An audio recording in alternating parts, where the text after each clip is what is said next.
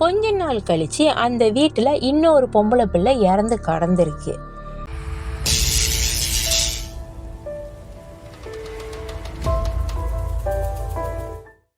Hello, hi, வணக்கம்.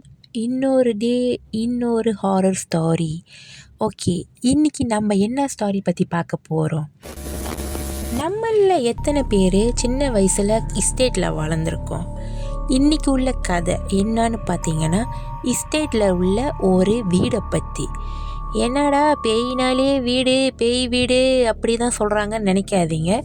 இந்த வீடு உண்மையாக எங்கே இருக்குதுன்னு பார்த்தீங்கன்னா, கிடால இருக்குது. இந்த வீடோட பேர் என்னன்னா பங்களோ தோ பவாங்.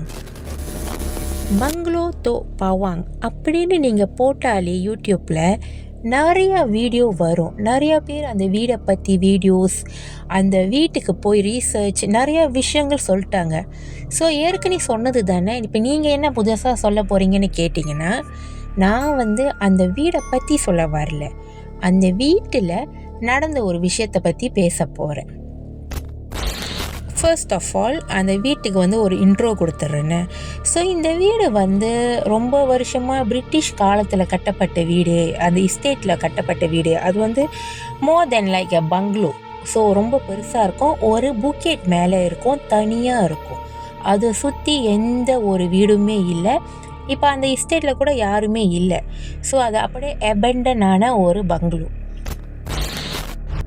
ஒரு ஸ்டாரி இருக்குது. 1979 அந்த வீட்டு உள்ளுக்கு 4 பேர் இறந்து கடந்திருக்காங்க அப்படின்னு. அது எந்த அளவுக்கு உண்மைன்னு எனக்கு தெரியல.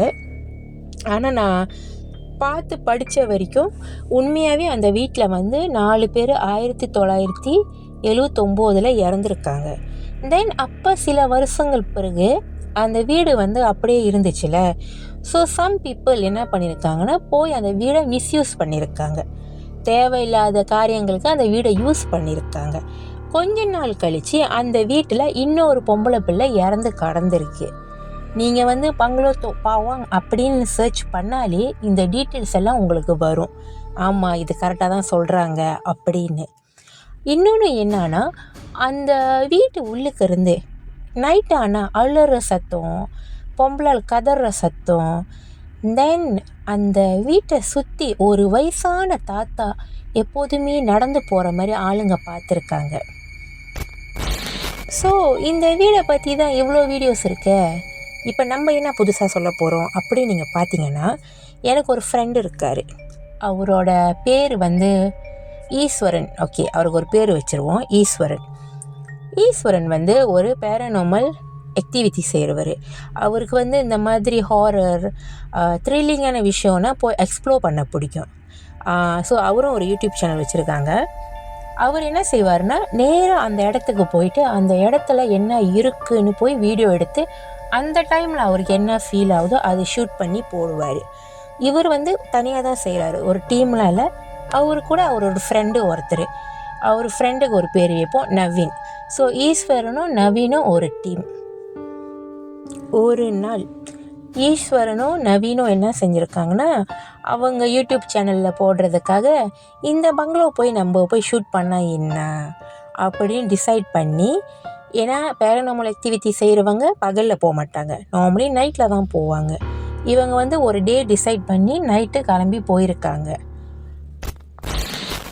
இவங்க 2 பேருமே எப்படி ஆப்ரேட் ஆவாங்கன்னா, ஈஸ்வரனோட வேலை என்னென்னா, அந்த வீட்டு உள்ளுக்கு தனியாக போய் அந்த இடத்த வீடியோ எடுத்து எக்ஸ்ப்ளோர் பண்ணுறது தான் அவரோட வேலை. நம்ம நவீனோட வேலை என்னன்னா, என்ன நடந்தாலும் காடியிலேயே உக்காந்துருக்கணும், காடி இன்ஜின் ரன்னிங்கில் இருக்கணும். எப்போதுமே அவர் காடி விட்டு வெளியாகக்கூடாது. ஸோ அவர் எப்போதுமே ஸ்டாண்ட் பையில் இருக்கணும். இதுதான் இவங்களோட சிஸ்டம். ஒரு ஆள் உள்ளுக்கு போவாங்க, இன்னொரு ஆள் காடியில் இருப்பாங்க. அவங்க 2 பேருமே ஒன் டைமில் உள்ளுக்கு போக மாட்டாங்க அந்த வீட்டு உள்ளுக்கு. இப்படி தான் இவங்க வீடியோஸ் எடுப்பாங்க. ஸோ அந்த அன்னைக்கு இதே மாதிரி தான் பேசிட்டு ஈஸ்வரன் சொல்லியிருக்காரு நவீன்கிட்ட, நீ காடியிலே இரு, நான் உள்ளுக்கு போயிட்டு வரேன், எவ்வளோ நேரம் ஆனாலும் சரி நானே வெளியே வருவேன், நான் காடி எடுக்க சொன்னோன்னே நம்ம காடி எடுத்துகிட்டு வீட்டுக்கு போகணும் அப்படின்னு சொல்லிட்டாரு. ஸோ நவீனும் ஓகே ஐ அண்டர்ஸ்டாண்ட் அப்படின்னு இருந்துட்டார். அப்போது அந்த நைட்டு அவங்க கிளம்பி போயிட்டாங்க. அவங்க கிளம்பி போயிட்டு அந்த காடியை வந்துட்டு அந்த பங்களோவுக்கு கொஞ்சம் தள்ளி நிப்பாட்டினாங்க. ஏன்னா அந்த பங்களோ வந்துட்டு மேலே புக்கெட் மேலே இருக்கிறனால புத்தூள் அந்த பங்களோ நியர்பை அவங்க போக முடியல. ஸோ ஈஸ்வரன் வந்து நடந்து தான் போகணும் கொஞ்சம் தூரம். அப்படி அவர் போகும்போது நவீன்கிட்ட திருப்பியும் சொல்லிட்டாரு, காடி உள்ளுக்கே இரு, வெளியே வராத அப்படின்னு. தென் அவரும் உள்ளுக்கு போயிட்டார். அந்த வீட்டு உள்ளுக்கு போய் நான் வீடியோ எடுக்கிறேன், வீடியோ ஷூட் பண்ணுறேன் அப்படின்னு. இவர் காடியில் உட்காந்துருக்கிற நவீன் ரொம்ப நேரமாக உட்காந்துட்டு ஃபோனை பாய்ச்சிக்கிட்டு இருந்திருக்காரு. திடீர்னு ஈஸ்வரன் வந்திருக்காரு. வேகமாக வந்துட்டு காடி முன்னுக்கு நின்றுட்டு காடி உள்ளுக்கு இருக்கிற நவீனையும் பார்க்கல, காடியும் பார்க்கல, அந்த பங்களோவை பார்த்துக்கிட்டு தான் நிற்கிறாரு. ஸோ நவீன் பார்த்துட்டு, இவன் ஏன் வந்துட்டு காடியில் ஏறாமல் இருக்கான், காடியில் ஏற வேண்டியதானே அப்படின்னு கொஞ்ச நேரம் வெயிட் பண்ணியிருக்காரு. அப்போது கொஞ்ச நேரம் சென்று ஏன் இவர் காடியில் ஏற மாட்டான் அப்படின்னு சொல்லிட்டு காடியை அன்லாக் பண்ண போகிற டைமில், இல்லை ஏறுறவங்க அவங்களும் ஏறட்டும், நம்ம இறங்க வேணாம் அப்படின்னு இவருக்கு இன்ஸ்டிங் வேலை செஞ்சுருக்கு. இவரும் அமைதியாகவே அந்த அவர் முன்னுக்கு இருக்கிற ஈஸ்வரனையே பார்த்துக்கிட்டு இருந்திருக்கிறாரு. அப்போ என்ன பண்ணார், ஃபோன் எடுத்திருக்காரு. கீழே இருக்கிற ஃபோன் எடுத்து டைமை பார்க்கலான்னு இப்படி பார்க்குறதுக்குள்ளே முன்னுக்குள்ளே ஈஸ்வரனை காணும். நவீனுக்கு வந்து முன்னுக்கு இருந்த ஈஸ்வரனுக்கு திருப்பியும் காணும், வீட்டு உள்ளுக்கு போயிட்டாருன்னொன்னே, பரவாயில்ல கொஞ்ச நேரம் வெயிட் பண்ணுவோம், நம்ம வந்து நம்மளோட வேலை என்னவோ அது மட்டும் செய்வோம், காடியில் வெயிட் பண்ணுவோன்ட்டு வெயிட் பண்ணிகிட்டு இருந்திருக்காரு. அப்போ ஒரு 20 நிமிஷம் ஆகணுன்னு இவருக்கு மனசு கேட்கல. என்னடா நார்மலாக வீடியோ எடுக்க போனால் எவ்வளோ நேரம் ஆகாத, அதுவும் இந்த கோசை வீட்டில் அப்படி என்ன இருக்க போகுது, இவ்வளோ நேரம் ஆயிடுச்சு. அப்போ இவர் வேறு வழியே இல்லாமல், இல்லை நான் இறங்கி போய் பார்த்தே ஆகணுன்ட்டு திருப்பியும் இறங்க போகிறாரு. ஈஸ்வரன் வேகமாக வந்துட்டு அவர் காடியில் ஏறிட்டு காடி எடு அப்படின்னு சொல்லிட்டாரு. இவரும் வந்து பட்டுன்னு காடி எடுத்துட்டு இவங்க வீட்டுக்கு போகிற வரைக்கும் ஒரு வார்த்தை பேசலை. ஸோ இவங்க 2 பேருமே நார்மலி என்ன செய்வாங்கன்னா, இந்த மாதிரி வெளியே இந்த மாதிரி பேரநார்மல் ஆக்டிவிட்டி அப்படிலாம் செஞ்சாங்கன்னா டைரெக்டாக நேராக வீட்டுக்கு போக மாட்டாங்களாம். ஏன்னா வீட்டில் வந்து அம்மா அப்பா பிள்ளைங்க சின்ன பிள்ளைங்களாம் இருக்கோம்ல, ஸோ எதுவும் வந்துடும் கூட ஈக்கோட் பண்ணிடும் அப்படின்னு சொல்லிட்டு ஒரு பப்ளிக் பிளேஸ், நார்மல் சாப்பாடு கடை அந்த மாதிரி கொஞ்சம் நேரம் உட்காந்துட்டு லேப்பா பண்ணிட்டு அப்படி தான் போவாங்களாம். அப்போ இவங்க 2 பேருமே நேராக போயிருக்காங்க. நேராக போயிட்டு ஒரு கடையில் உட்காந்துருக்காங்க. சரி என்ன ஆச்சு, என்ன நடந்துச்சுப்பா கேட்கலாம் அப்படின்ட்டு பேசிக்கலாம் அப்படின்ட்டு போயிருக்காங்க.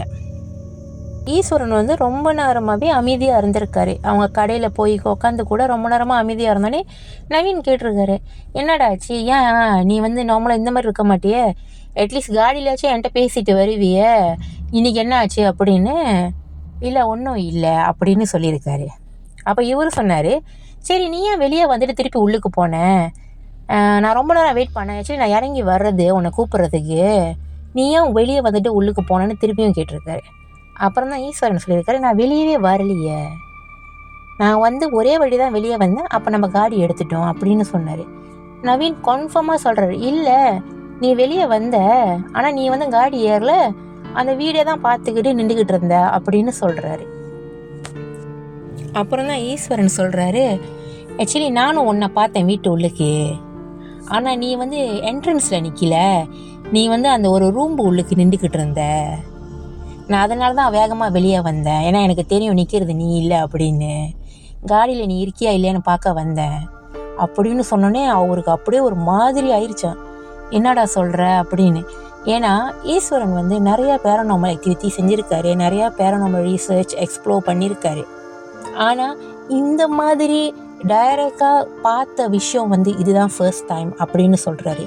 அவர் வந்து இந்த அளவுக்கு வந்து ஒரு டிஸ்டர்பன்ஸ் நக்குன்னு பண்ணதில்லை அப்படின்னு சொல்லி அவர் ரொம்ப இதுக்கப்புறம் இது செஞ்சால் சரியாகாது அப்படின்னு சொல்லி இப்போ வரைக்குமே அவரோட எக்ஸ்ப்ளோரை வந்து நிப்பாட்டி வச்சுருக்காரு. இன்ஃபேக்ட் சொல்ல போனோன்னா அவர் கடைசியாக செஞ்ச வீடியோ கூட இந்த பங்களோ பாவாங் பற்றி தான். இப்போ வரைக்குமே அவர் சேனலில் லேட்டஸ்டாக எந்த ஒரு வீடியோவும் இல்லை. இப்போ வந்து நீங்கள் கேட்கலாம், அதை பார்க்கறதுக்கு தானே எக்ஸ்ப்ளோர் பண்ண போனாங்க, அப்போ அந்த மாதிரி அவங்க எக்ஸ்பீரியன்ஸ் பண்ணோன்னு எதுக்கு அதை ஸ்டாப் பண்ணாங்க, கண்டினியூ பண்ண வேண்டியதானேன்னு. ஆக்சுவலி என்ன கேட்டிங்கன்னா, பேராநார்மல் செய்கிறவங்க எல்லாமே அதை பார்க்க முடியாது, அது கூட கம்யூனிகேட் பண்ண முடியாது. சர்டன் இடத்துல சர்டன் பர்சனுக்கு மட்டும்தான் அந்த வாய்ப்பு கிடைக்கும். ஆனால் இவருக்கு வந்து மனசில் என்ன பட்டுச்சுன்னு தெரியல. அதே அன்றைக்கி நடந்தது தான் அவருக்கு ஃபர்ஸ்ட் எக்ஸ்பீரியன்ஸ். அதுவே லாஸ்ட்டாக இருக்கிறோன்னு நினச்சி ஸ்டாப் பண்ணிட்டார். இன்னொன்று என்னென்னா, ஈஸ்வரன் என்கிட்ட ஷேர் பண்ண விஷயம் என்னென்னா, அவர் நிறைய பேராநார்மல் ரீசர்ச்சுக்கு போயிருக்காரு, எக்ஸ்ப்ளோர் பண்ணியிருக்காரு. ஆனால் எந்த இடத்துலையுமே வந்து இவ்வளோ தெளிவாக டைரெக்டாக எந்த உருவத்தையும் அவர் பார்த்தது இல்லை. மற்ற இடத்துலலாம் சத்தம் கேட்டிருக்கு, தென் பின்னாடி ஆள் நிற்கிற மாதிரி இருந்திருக்கு, ஃபீல் மட்டும்தான் பண்ணியிருக்காரு.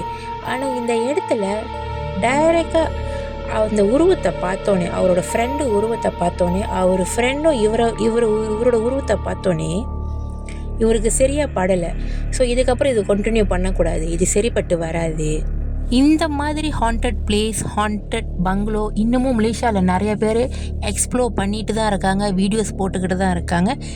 ஆனால் எனக்கு தெரிஞ்சு சில பேருக்கு மட்டும்தான் இந்த மாதிரி பர்சனலான எக்ஸ்பீரியன்ஸ் நடந்திருக்கும்னு நான் நினைக்கிறேன். இதுதான் உங்களுக்காக இன்னைக்குள்ள கதை. பங்களோ தோ பாவாங்.